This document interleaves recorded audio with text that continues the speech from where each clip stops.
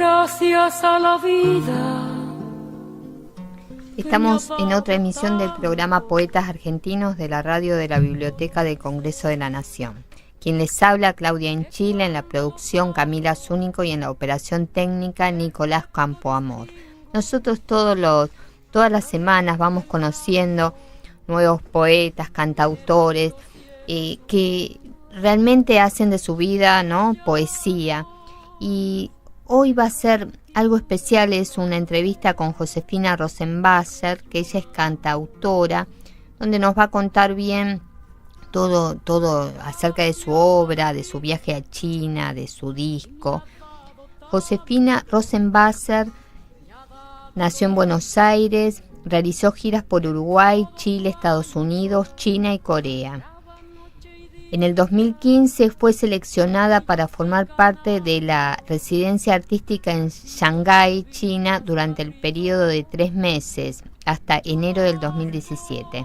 Durante su estancia en China llevó a cabo el primer álbum del proyecto Cauces.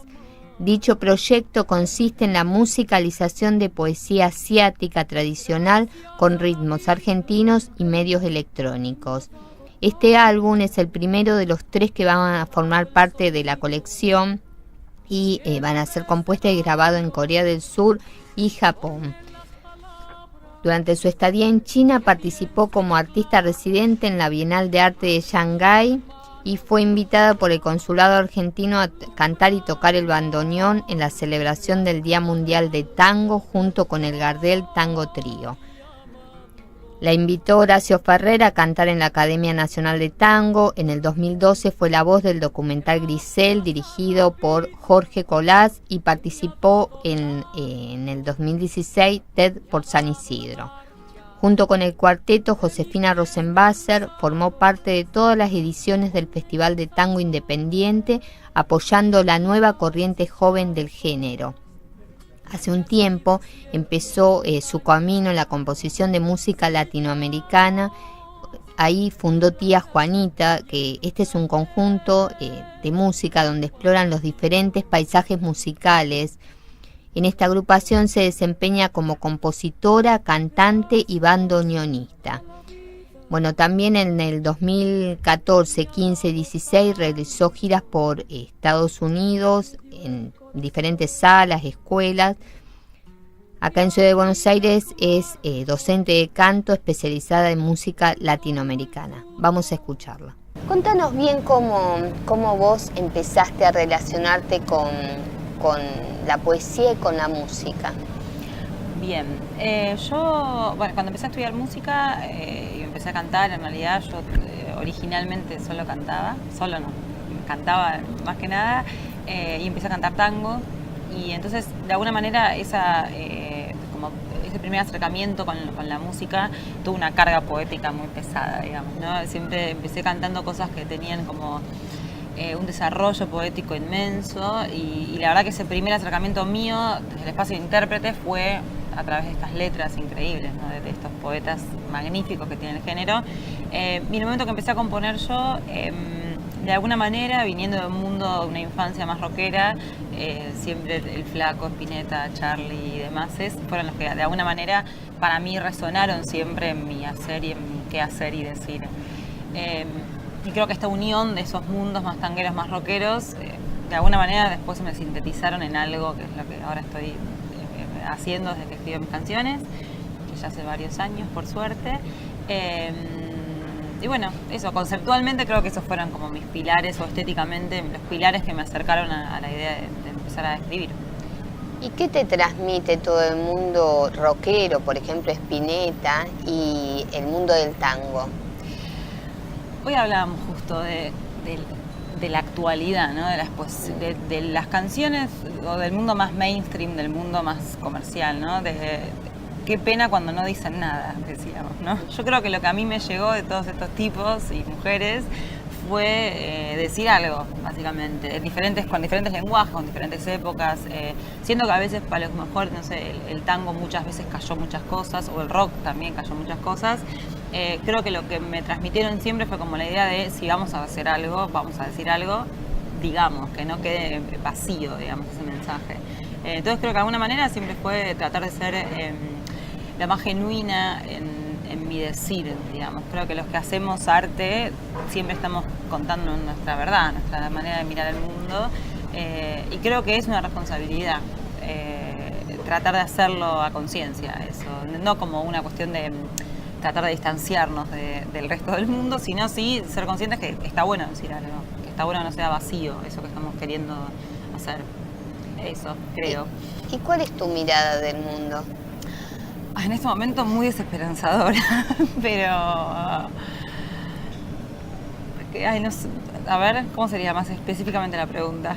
Claro, ¿cómo vos ves el mundo y cómo lo podés transmitir en tu arte? Creo que de algún aspecto, desde mi humilde opinión de qué pasa en el mundo en este momento, creo que nos veo como humanidad en un momento de mucha individualidad, que creo que el arte en ese rol de divulgador, digamos, está bueno que trate de unirnos un poco más, de funcionar de algún modo, sí, de conector entre los humanos, digamos. Y creo que en ese contexto veo al mundo en un momento de mucha individualidad, donde crear y hacer arte es muy complicado, siendo que es un momento de mucha libertad para crear también, ¿no? Me parece que está bueno tratar de funcionar de algún modo colectivamente a la hora de crear, por ejemplo. Digo, yo eso en mis bandas siempre traté de funcionar así, o si bien yo compuse muchas de las canciones de mis grupos, siempre creo que esos procesos son colectivos. Entonces creo que de alguna manera, en mi manera de hacer arte, trato de romper un poco con eso que veo del mundo, que tiende a llevarnos a un espacio de mucha individualidad, para tratar de crear colectivamente. Creo que cuando uno está diciendo algo o creando algo, siempre en verdad estamos hablando del decir de muchas personas, no solo el propio, o accidentalmente, ¿no? Digo, por ser de una generación, ser de un barrio, ser de una ciudad, de un país, de un continente, estamos hablando de cosas que sentimos muchas personas. Yo creo que por ahí lo interesante es tratar desde mi espacio, creo que es lo que hago, tratar de que sea siempre un hacer y un decir colectivo. Crear puentes. Totalmente. Sí, creo que es como el fin, si existiese un fin. Sí, creo que son...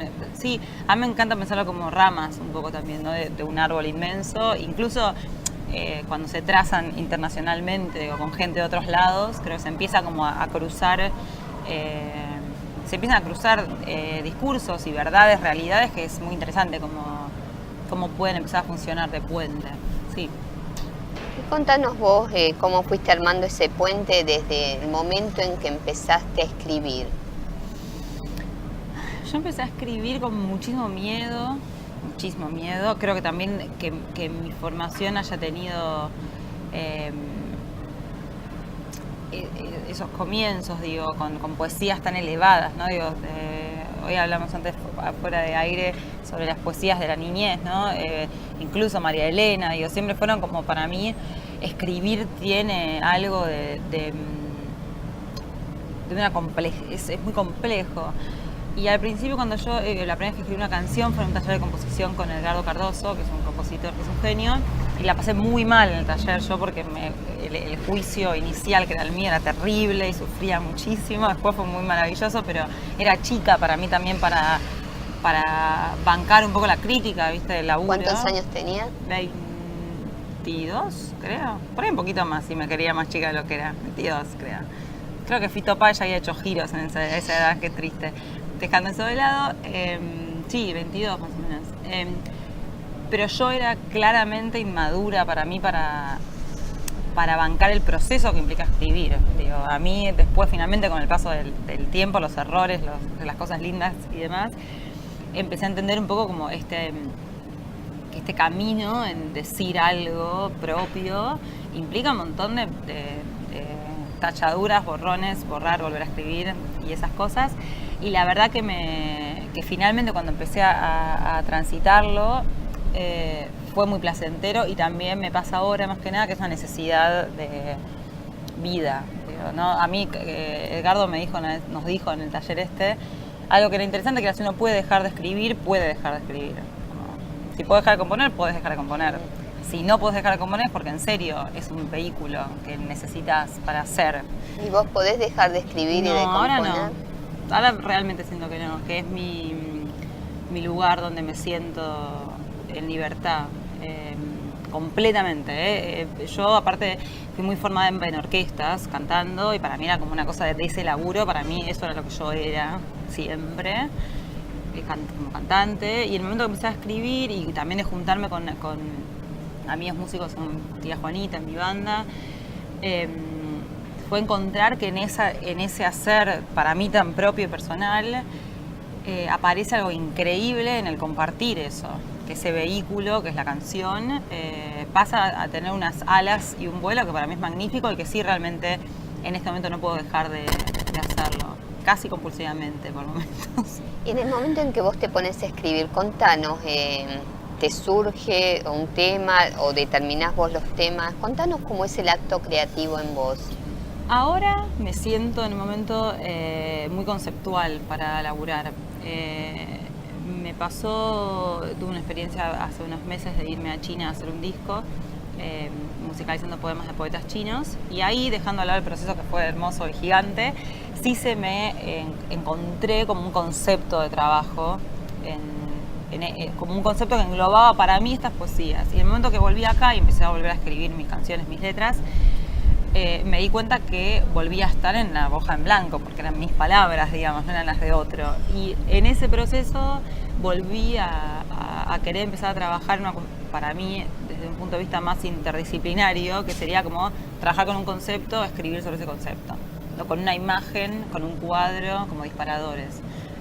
Y a la vez, esa manera de empezar a escribir, que es donde me siento ahora, trabajando más por conceptos y usando disparadores, siento que es ahora un espacio de laburo que me genera una especie de marco de reglas para trabajar que me es bastante... me alivia bastante. Yo cuando empecé a escribir estaba como, bueno, no sé, quiero escribir sobre algo, que no sé bien qué es tampoco. No me gustan mucho las canciones de amor, aparte, que eso también es una falla para el que escribe. No me interesa tanto la temática, como siempre siento como que ya se dijo mucho y qué voy a decir yo sobre ese tema. Entonces, en general escribí siempre sobre otras cosas, sobre el tiempo. A mí es algo que me atormenta muchísimo, el tiempo, la ansiedad y demás. Y creo que empecé este año a establecerme reglas del juego a la hora de escribir, desde a veces métricas. Yo hago canciones, entonces también a veces hago ejercicios con usar la armonía de un tema y escribir sobre eso, como tratar de alguna manera establecerme siempre reglas o consignas para escribir que me generen más libertad. A mí el espacio de hoja en blanco me genera mucho miedo cuando no hay reglas del juego. ¿Y qué otros temas, así vos hablaste del tiempo, qué otros temas son como un eje en vos? El tiempo, la incertidumbre, la libertad, la raíz de las cosas. La raíz de las cosas creo que es uno de mis pilares del mundo. Del lenguaje, mucho. Sabes que Borges siempre decía como que todo ya estaba escrito, ¿no? Uh-huh. Y que la función del poeta era recrear, o de aquel que escribe, ¿no? Poder recrear eso mismo, ¿no? Que otros escribieron, pero dándole tu toque. Uh-huh. ¿Vos qué opinás? Que es cierto, aparte no voy a discutir a Borges, ¿no? Pero no,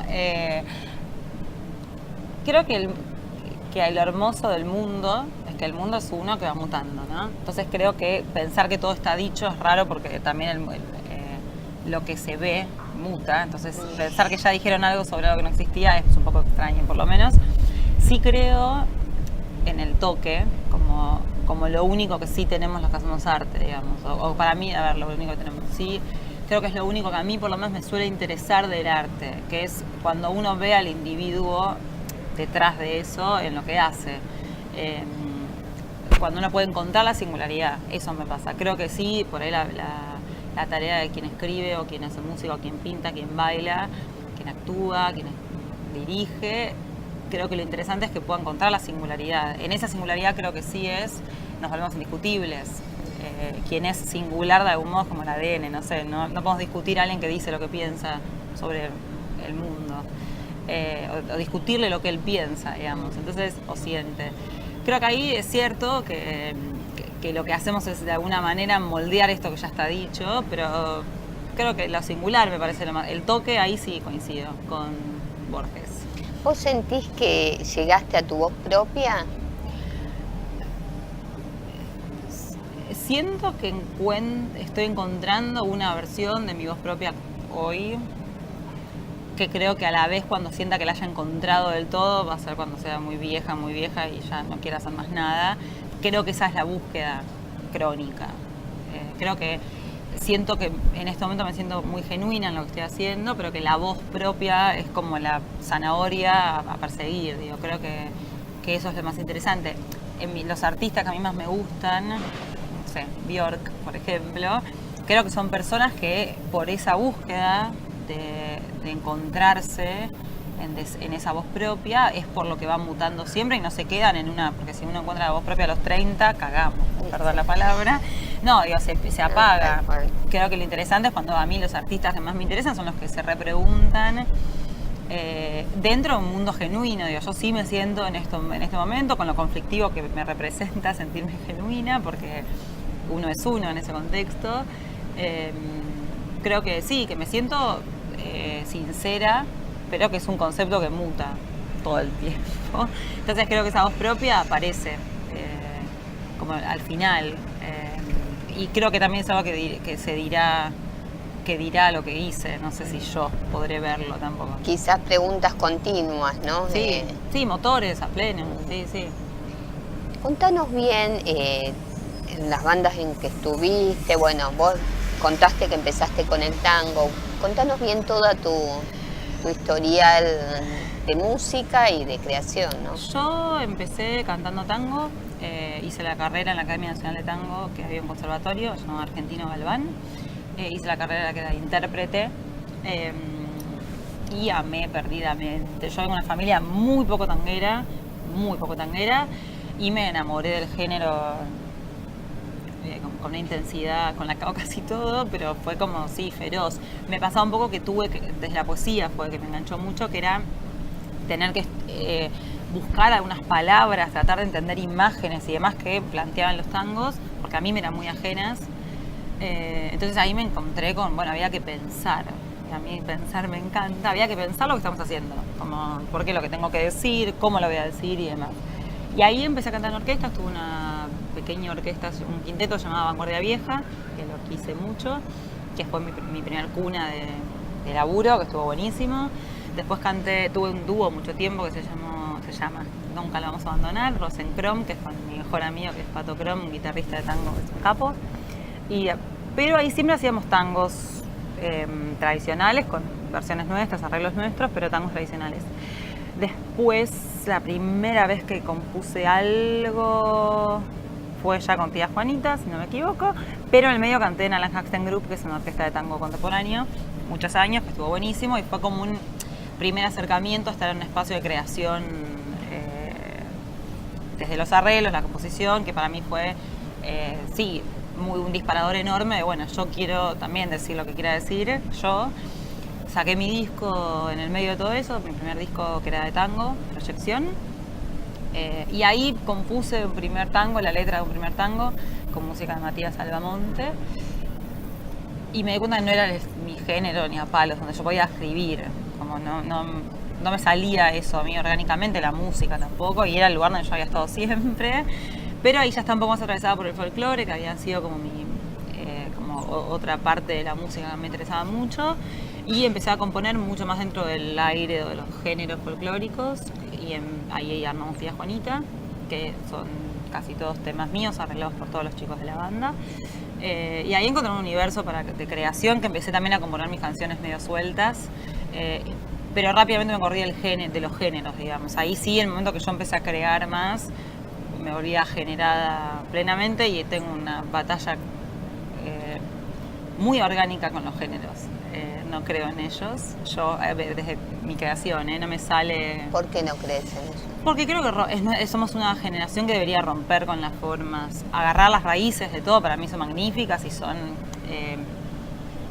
exactamente con la raíz de un árbol que debería crecer. Me parece que todo lo que se encasille en un lugar, vamos a repetir formas para mí se funda mucho en esta cosa que todo está dicho también, digo, ¿cuántos tangos más podemos escribir? Digo, como si no rompemos algo las estructuras, digo, creo que hay gestos muy interesantes en todos los géneros, y más en la música folclórica latinoamericana, yo creo que hay unos gestos a estudiar hermosos. A mí estudiar de los estilos me sirve un montón, pero a mí orgánicamente y genuinamente nunca me sale laburar en esos ritmos, en esas cosas reglas establecidas. Sí, no, claro. esas reglas a mí incluso cuando cantaba tango me dan con un caño, desde hacerme la era rara, pero nunca mi síntesis de eso era algo tradicional, apuntando a lo tradicional, digamos, pero no me salía orgánicamente tampoco, y lo estudié un montón, te juro que intenté, pero orgánicamente siempre fui a otro lado. En mi búsqueda en general, y sí me pasa un poco que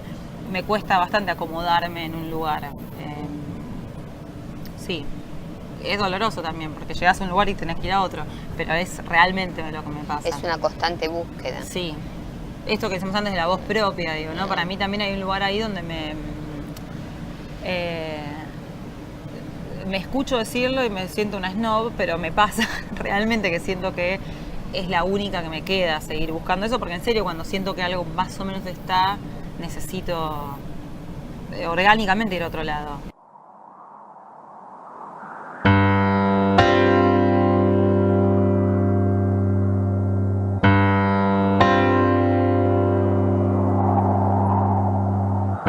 Sale la luna, ilumina el centro del parque. Los vecinos no duermen aún. No importa el viento que llega frío. Vislumbro la sombra circular de los árboles. Más allá el cielo claro devela el paisaje. Es larga la noche, la luna se aleja. En la pared hacia el este, un par de álamos. El murmullo de otoño inunda el espacio que los une. Más allá del cielo claro devela el paisaje.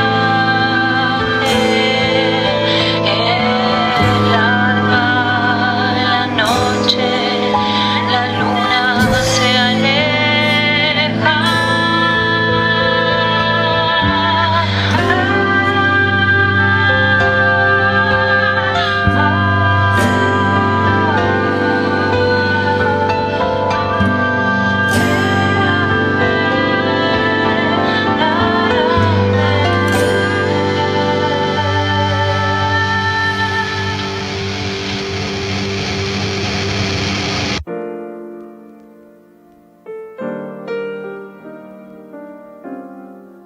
BCN Radio.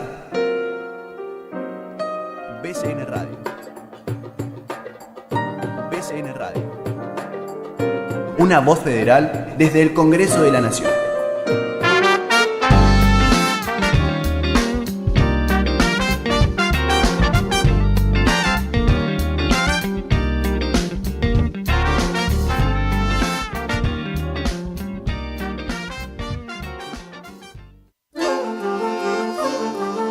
Artes visuales, conciertos, homenajes y mucho más. El Congreso abre sus puertas. Conoce tu cultura.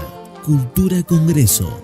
Martes, 13 horas, por BCN Radio, la radio de la Biblioteca del Congreso de la Nación.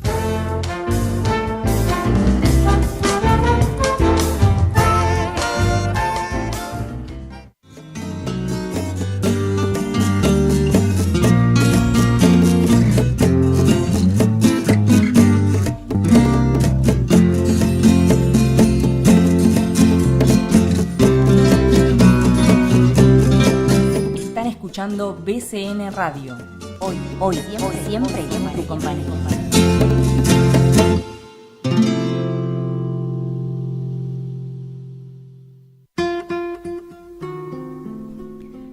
Recién escuchamos Pensamiento bajo la luna de Nanjam del disco Cauces de Josefina Rosenwasser. Seguimos escuchando la entrevista a Josefina. ¿Cuántos años tenías cuando te acercaste al tango? Cuando como que decidiste, porque vos dijiste que tu familia no... Nada, tanguera, re rockeros. 17. ¿Y qué fue lo que te movió? Porque pasar del rock, ¿no?, al tango Sí. es... Mi profe de canto, Eleonora Barleta, que es cantante, ella es cantante de tango,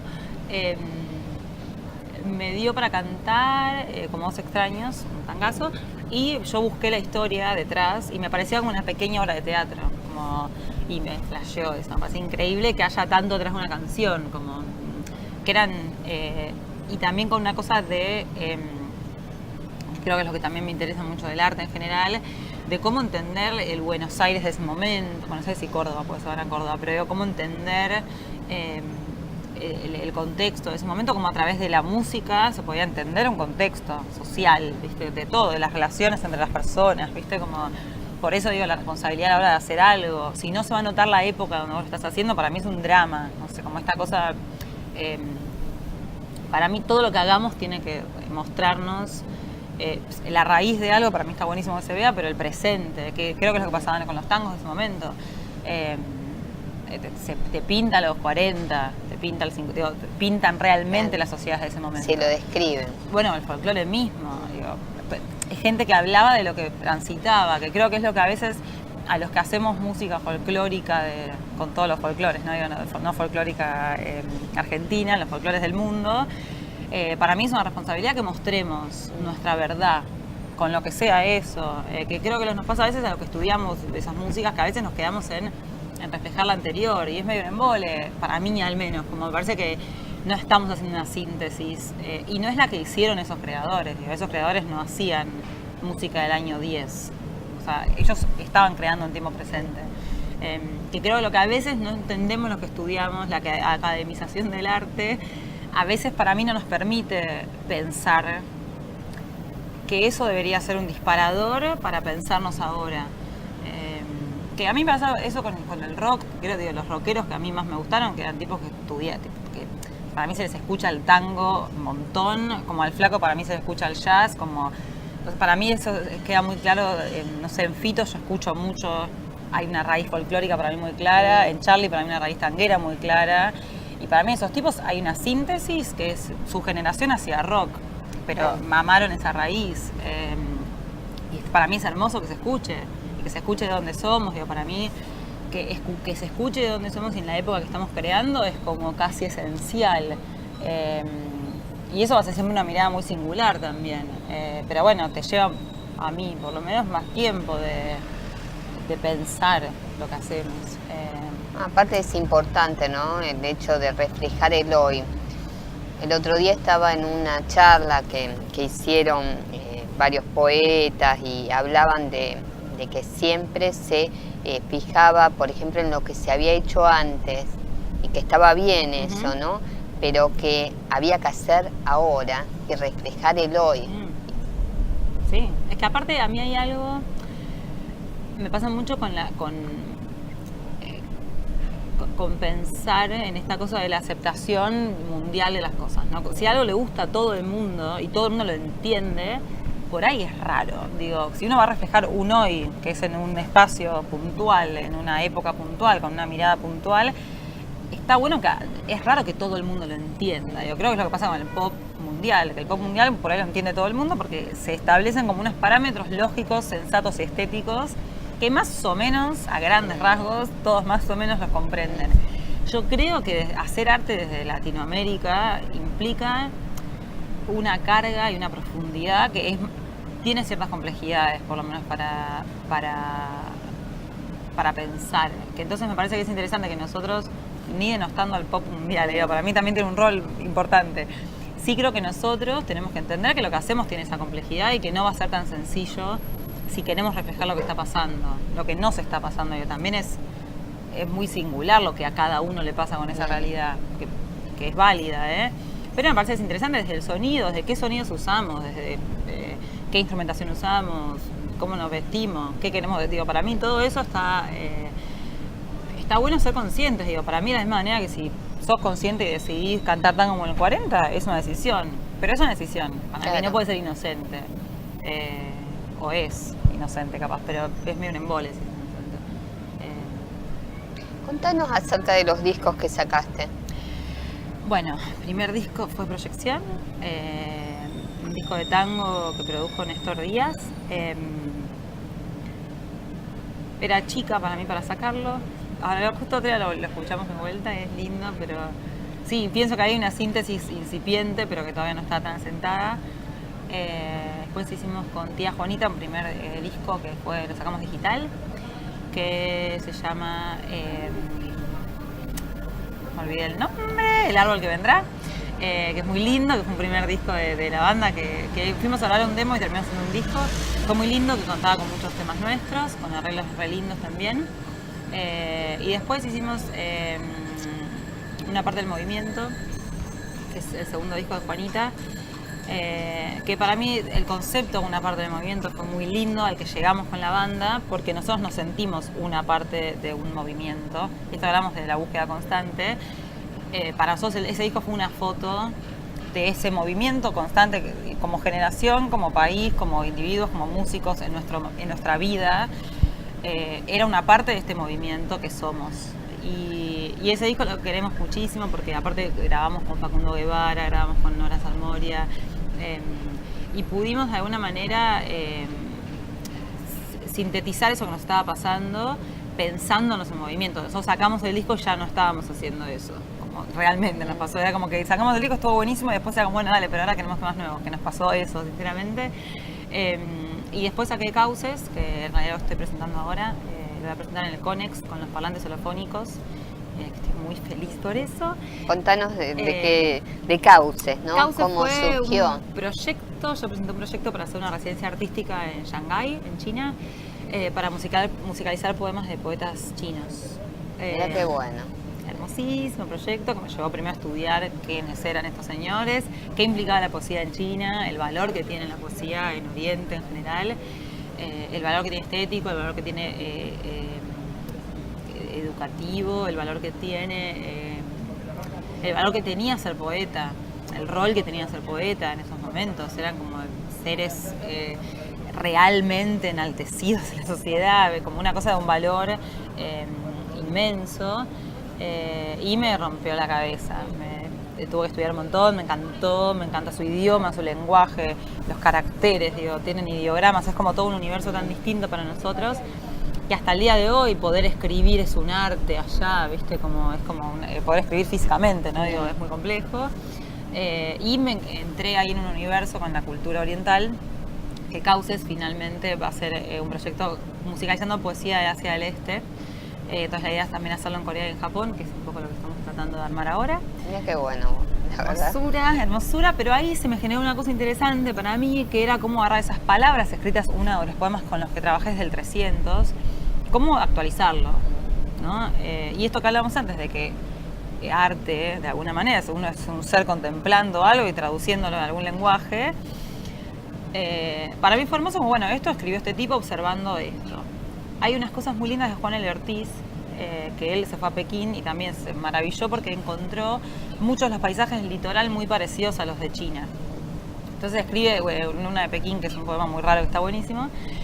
Pero ahí a mí se me fue una cosa que es real, que de alguna manera esos paisajes, si bien son de ese lugar en ese momento, cuando vas ahora a China muchos siguen estando. Entonces hay un lugar donde esos paisajes también se reinventan, ¿no? Como las miradas de los nuevos visitantes. Claro.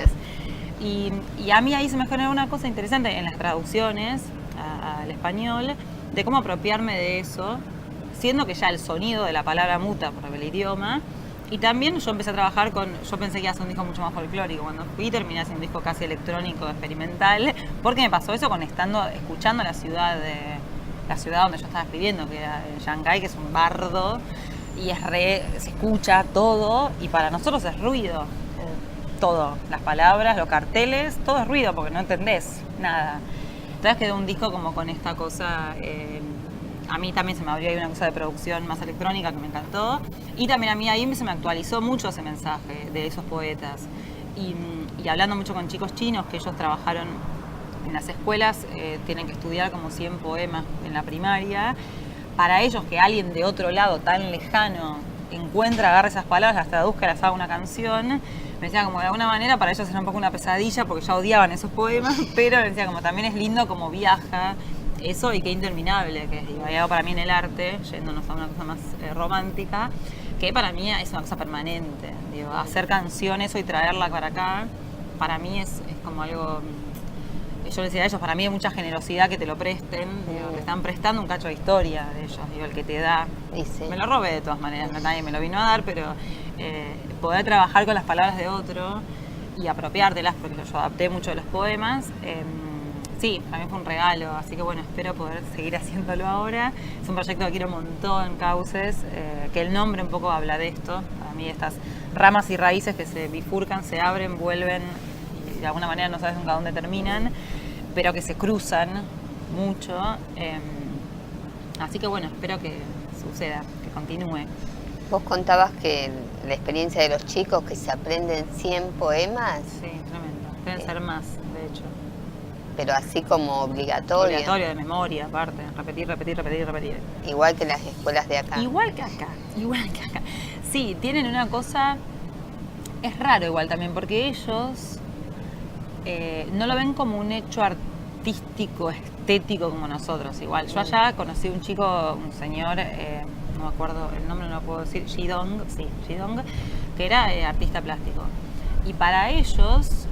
el arte plástico, que era una cosa tradicional, milenaria, que aparte que no se llamaba arte plástico, obviamente, era una cosa hasta casi sagrada, que trabajaban con tés y con demases.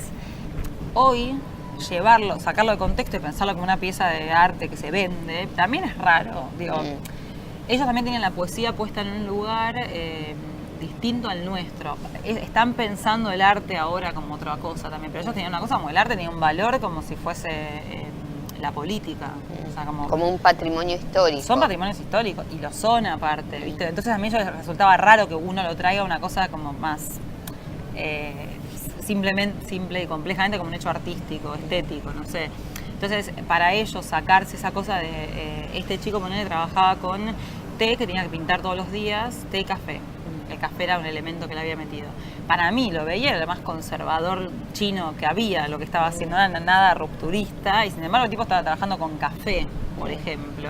Digo, van a lugares donde a nosotros todavía nos cuesta entender cómo están rompiendo con una tradición muy grande al poner café en vez de té, por ejemplo.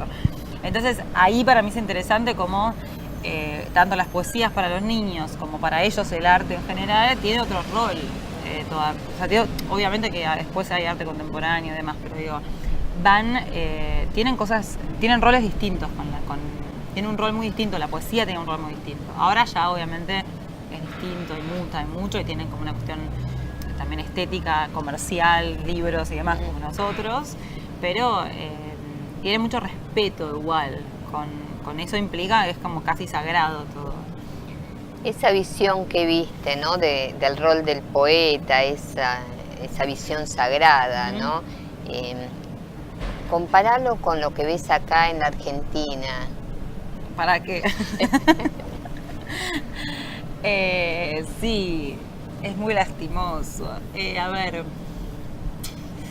yo creo que en Argentina tenemos que dividirnos en Argentina, en el mundo, en Occidente, ¿no? En la industria y cómo trata la industria a esos poetas y el vender libros, canciones, lo que sea, y la sociedad. Digo, para mí, nosotros como sociedad somos, y yo que esto no lo vean mis amigas extranjeras, pero comparándome con muchas amigas de afuera, nosotros tenemos por lo menos los que estamos metidos en estos mundos, tenemos mucho respeto por quienes crean. Creo que el mercado no tiene respeto por los que crean en ningún lugar del mundo. Digo, por los que crean me refiero a lo mejor con el que se toma 10 minutitos más de lo que decía el que te editaba el libro para pensar, capaz no pueden sacar nada, capaz quieren decir algo que no quiere tanta gente. Creo que nosotros como sociedad en muchos aspectos respetamos mucho a nuestros artistas y los que estudiamos el arte, aparte de hacerlo, no podemos vivir sin ellos también. Pero creo que en las sociedades donde rige el mercado estamos cagados, perdón la palabra de vuelta, pero muy difícil que se respete. A la vez, no sé, yo amo a Fernando Cabrera y son tipos que son como unos payadores del mundo y no sé si podrían tener un lugar más grande de difusión, porque también lo que hacen es complejo. Me encantaría que lo tengan, pero necesitamos eso, que los niños se eduquen, por ejemplo, con la poesía, que se entienda que es poesía, porque necesitamos generaciones que necesiten a Cabreras para... ¿Y por qué pensás, por ejemplo, que a los niños, ¿no? En las escuelas, es como que el tema poesía, ya de por sí, de parte de los maestros, ¿no? No la hacen sentir como algo interno, ¿no? Que los chicos puedan descubrirla? Yo a veces me pregunto, como una cosa parecida que siento con el tango, que ahora ya no me parece que esté pasando eso, pero creo que muchos años pasó, si no es del seno de esas artes la responsabilidad, digo, si no es que la poesía, por ahí estoy diciendo una burrada, pero digo, si no es que en el mundo literario o en el mundo tanguero, por ejemplo, no se quiso quedar en un lugar menos popular, porque digo, si no, no se entiende bien por qué. Digo, en el tango para mí ahora volvió a pasar que queremos que el tango sea popular, pero que creo que hubo momentos donde ser un poco más de elite, que no te entiendan todos y demás, tenía como un valor, y creo que a veces ahí por ahí estoy siendo una animalada, pero en el tango, que fue más mi palo, yo lo sentí mucho eso. Entonces creo que debe ser una responsabilidad también de quienes lo hacen, no tratar de acercar eso masivamente. Pienso, no sé, digo, hoy hablamos de esto, digo, ¿por qué la poesía es la poesía lírica y no la cantada? Digo, ahora, si nacieron juntas. Nacieron juntas y son lo mismo. Son lo mismo, le saca la música y es lo mismo. Totalmente. Entonces, ¿por qué la música no es un vehículo que funciona como difusor de poesía en vez de pensarnos al revés? Porque, no sé, creo que a veces tiene que ver un poco con esta cosa del arte más de elite o de alcurnia, o no sé, digo, porque se complejiza un lugar como si fuese que nadie lo va a poder entender y la gente no lo entiende porque no se lo das, ¿no? Es que digo, si uno trata de educar a la gente a consumir ciertas cosas, yo creo que el consumo es educación. Digo, si uno de verdad se fomenta que se lea, que se escuche y que nos tengamos que tomar un momento para entender quién era Pizarnik, supongo que sucede. No hay ningún motivo para que no pase. Digo, si Mariana Leguayo la cantan todos, la cantan todas. Totalmente, desde chicos. Desde niños, y aparte, y sigue siendo los sobrinitos que les sigue pareciendo increíble, es porque trasciende. Entonces, eso es poesía, es una decisión. Incluso es una decisión que no se plantea Spinetta como un poeta, digo, son decisiones, no sé bien de quién. Yo lo leo un poco así, que creo que a veces son como no sé, por ahí a los poetas no les interesa que Spinetta sea poeta.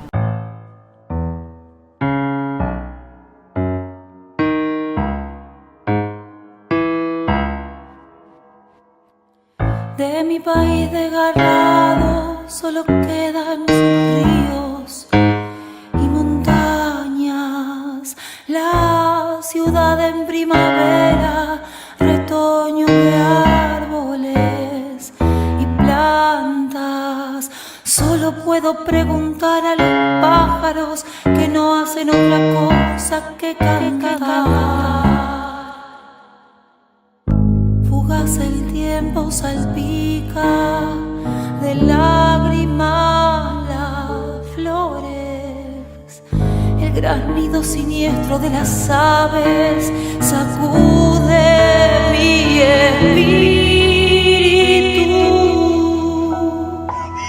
El fuego de la guerra lleva ardiendo largo tiempo ya. Pasan los hombres, pasan año tras año. Alguien pregunta el porqué del mundo, el brillo de la luna me ilumina.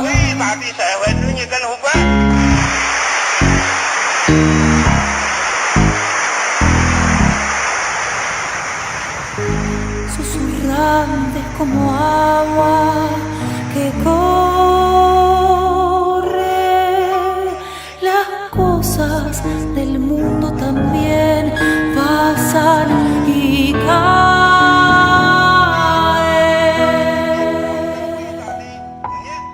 como pétalos de flores en el viento.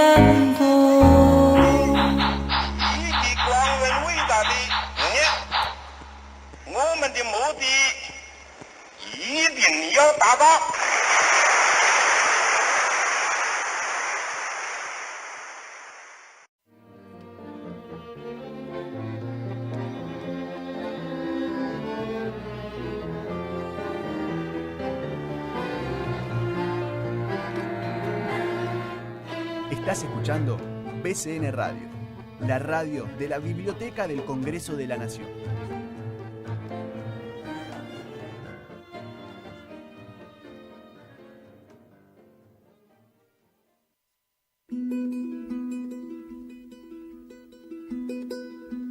La Constitución en la calle es un programa que difunde la historia, el contenido y los valores de nuestra Constitución Nacional. Para conocer nuestros derechos y obligaciones, para reflexionar, para saber más sobre nuestras instituciones democráticas, una mirada sobre la importancia de nuestra Constitución en la vida cotidiana.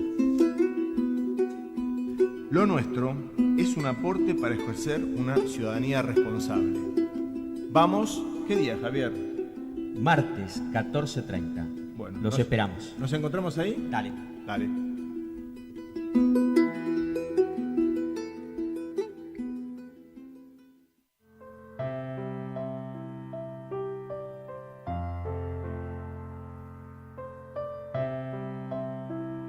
Seguí escuchando bcnradio.com.ar, la radio de la Biblioteca del Congreso de la Nación.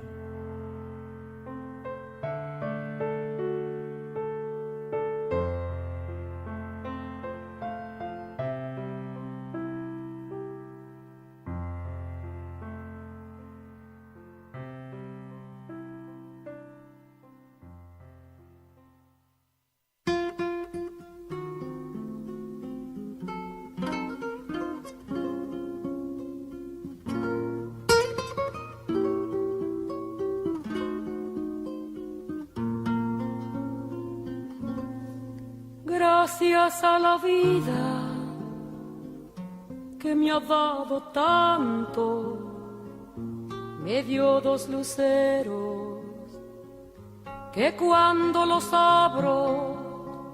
Bueno, ahora vamos a escuchar la última parte de la entrevista a Josefina Rosenwasser. ¿Vos crees que el arte, ¿no? La poesía, la música, puede cambiar el mundo?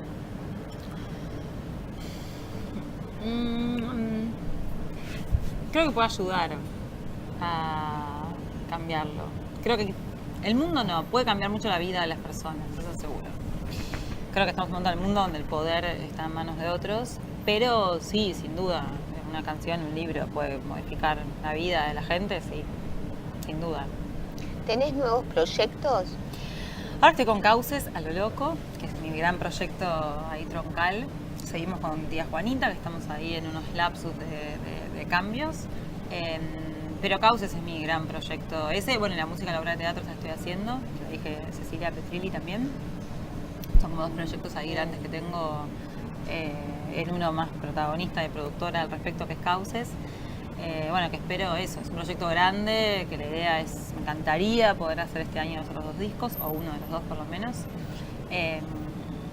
Porque es un proyecto que quiero mucho, que me gustaría que también pueda ser un poco más audiovisual. Me gustaría también poder volver a traducir estos poemas que también se cantan en los idiomas de origen, porque hasta ahora yo los traduje todos y los canté en castellano. Entonces poder trabajar con cantantes de allá también me encantaría poder hacerlo. Y quiero darle un tiempito a ese proyecto. ¿Y querés llevarlo allá? Sí, en China ya lo toqué cuando estuve. Que también a mí me significó empezar a tocar disparando unas cosas y demás, porque era todo otro lenguaje, con otros instrumentos, con otra tecnología. Contanos la experiencia esa. Hermosa. ¿Qué querés que te cuente? Perfecto. Fui 3 meses. El primer mes laburé mucho. Cuando estuve allá, justo era la Bienal de Arte de Shanghái, y participé en la residencia esta. Teníamos como Open Studio, que eran todos los estudios abiertos ese día, los residentes. Éramos 16 en ese momento. Y cada uno mostraba, habían escritores, artistas acá, muchos artistas plásticos. Éramos 2 músicos. Bueno, yo ahí ya estaba con el disco en proceso. Fue el primer mes, igual yo había trabajado un montón, ya muy emocionada. En la residencia la experiencia fue increíble porque me despertaba, tenía el estudio armado y componía. El primer tiempo estuve como investigando cómo escribían y demás para empezar a también entender la lógica, ¿no? de su lenguaje, que es tan distinto al nuestro, de su idioma. Me despertaba a la mañana, desayunaba, componía un poquitito, escuchaba otro poquito. Me tomé mucho tiempo, grabé muchos sonidos ambientes en la ciudad. Y me tomé mucho tiempo para pensar el sonido, el concepto de sonido que quería, y encontré estos lenguajes nuevos para mí en relación al mundo más electrónico. Y al final del primer mes fue la Bienal de Arte allá, y hice como una estación de escucha con lo que tenía hasta ese momento del disco, que eran 3 temas, que era te sentabas con auriculares, podías leer los poemas y escuchar eso que empezaba a pasar. Y ahí sí me empezó a generar esta idea de que es un disco como con una espacialidad sonora interesante, y entonces tenía ganas de poder hacerlo, que la presentación sea con esta cosa holofónica, que es como un sistema de sonido 360, o con auriculares, como ya me generó ese espacio un poco la idea de ese sonido. Y los otros 2 meses estuve terminando ese disco. El último mes ya lo empecé a tocar allá, que lo toqué 2 veces. Bueno, ¿cuál fue la reacción de la gente? Muchos no entendían de que la vida, porque aparte en China se habla un poco inglés. Entonces, y yo hablaba en inglés, porque no en castellano ya directamente no iba a entender ni una palabra. Pero bueno, fue buena. De los otros artistas de la residencia les encantó. Un proyecto como súper...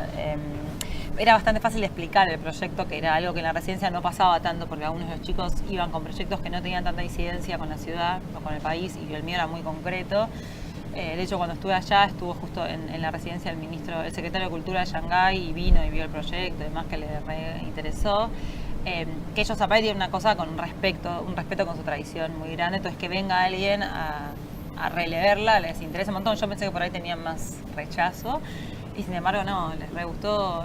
Allá también me dieron bastante atención la gente del consulado argentino, que también ahí toqué en el Día del Tango, que estuvo bueno.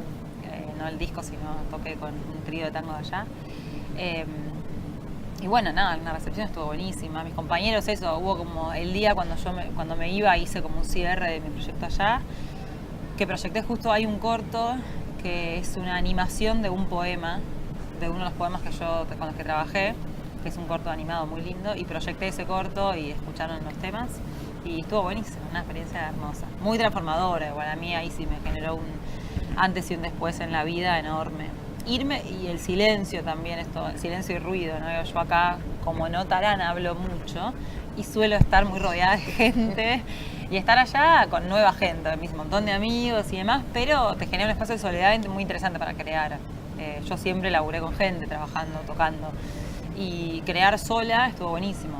Complicado volver después, ¿no? Pero cuando volviste, ¿qué sensación tuviste? Sufrimiento, no, un poco. Me encantó, tuve 2 sensaciones claras. Cuando llegué allá, la primera vez que toqué allá, y cuando volví. Que era más allá de las distancias, más allá de que estás en otro país donde todo es distinto, sos vos haciendo lo que sabes hacer en otro lado. Y eso es hermoso, porque es trasladable instantáneamente.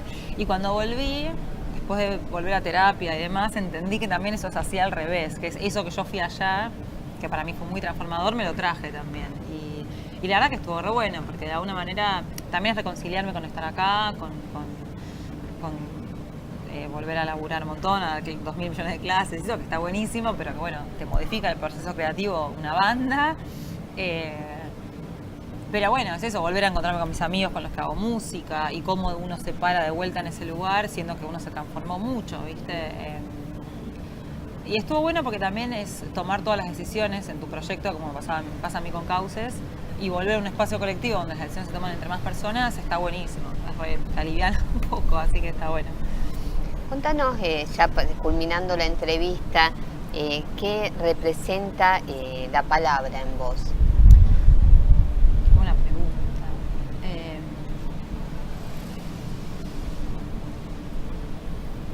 todo, creo. Todo lo que somos.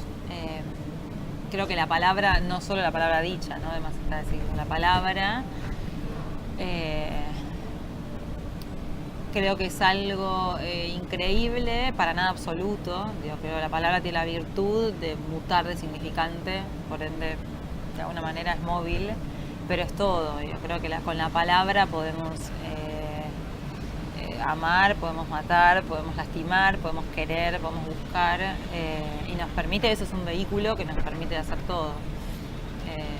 La palabra en todas sus formas, desde lo más literal hasta lo menos. Sí. ¿Y la palabra y la música? Una gran unión de esas dos cosas. Creo que la música nos permite sentir cosas que no sé si se sienten con otra cosa, o yo no. Creo que los que tienen la capacidad de ser permeables a percibir esa sensación que te puede dar la música, tenemos un regalo.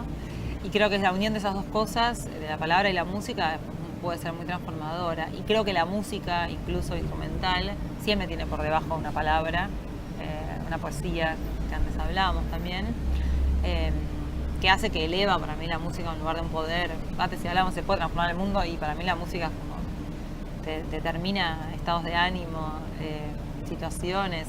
Uno escucha una música que te lleva a lugares, al pasado, al futuro. Así que sí, creo que es una unión muy poderosa y transformadora. Muchas gracias, Josefina. A vos, muchas gracias.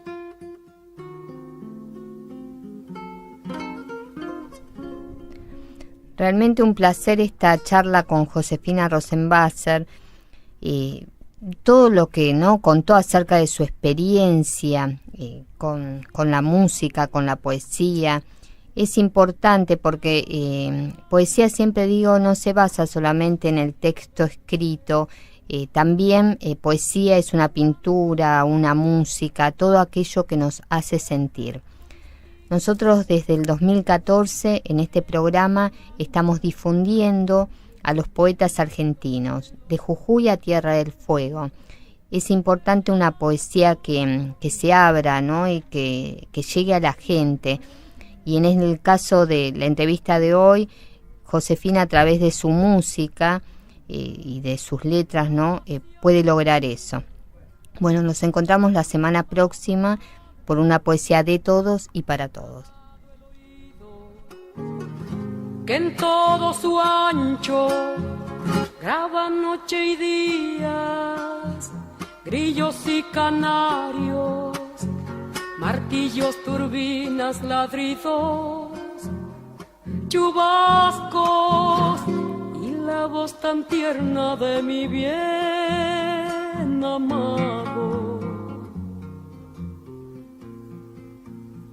Gracias a la vida que me ha dado tanto, me ha dado el sonido y el abecedario, con él las palabras que pienso y declaro, madre, amigo, hermano y luz alumbrando la ruta del alma del que estoy amando.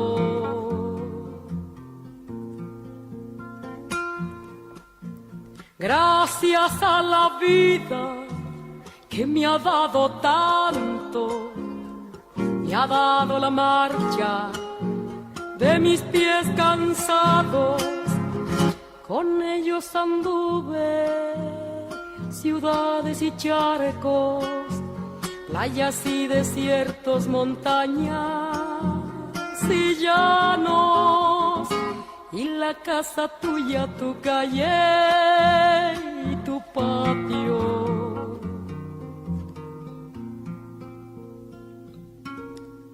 Gracias a la vida que me ha dado tanto, me dio el corazón.